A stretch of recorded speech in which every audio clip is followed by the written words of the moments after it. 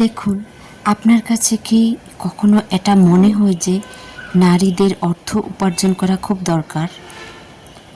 বিশেষ করে বিবাহিত নারীদের ক্ষেত্রের কথাই বলি। একটু ভাবুন তো,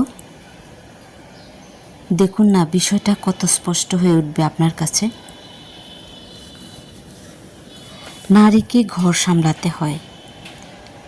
ঘরের কাজগুলো সহজ মনে হতে পারে অনেকের কাছে, কিন্তু দেখুন তো সকাল থেকে রাতে ঘুমানোর আগ পর্যন্ত নারীদের কাজের পরিমাণটা কত। যারা হেল্পিং হ্যান্ড দিয়ে কাজ করিয়ে থাকেন তাদের কথা থাক, বাচ্চা কাচ্চা হওয়ার পর নারীদের কাজকর্মের কথা আরেকটু ভাবুন।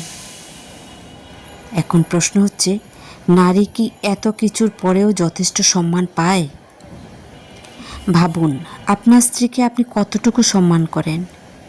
যখন আপনার স্ত্রীকে আপনিই সম্মান করতে পারছেন না, তাহলে অন্যদের কথা আর বলার দরকার কি?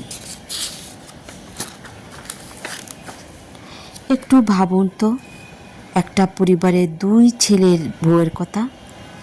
একজন টাকা পয়সা উপার্জন করে, অন্যজন সংসারের কাজে সময় কাটায়। কাকে সম্মান করা হয় বেশি ভাবুন তো?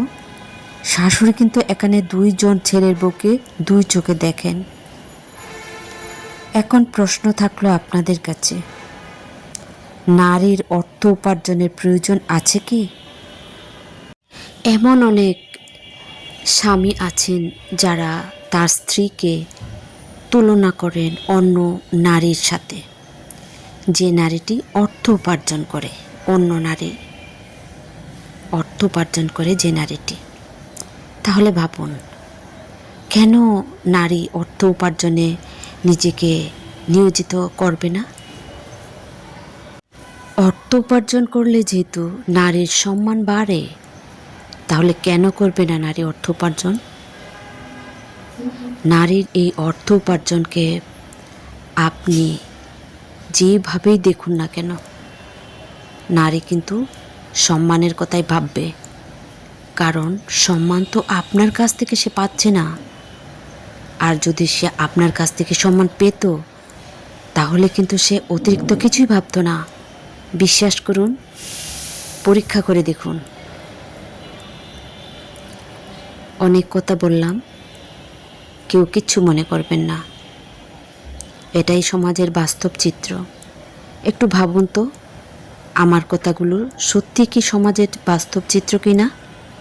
আমরা কি সত্যি ইসলামের পথে থাকছি কিনা? আমরা কি নারীকে যথাযথ সম্মান দিতে পারছি কিনা? এটা ভাবার বিষয়। ধন্যবাদ সবাইকে। আসসালাম।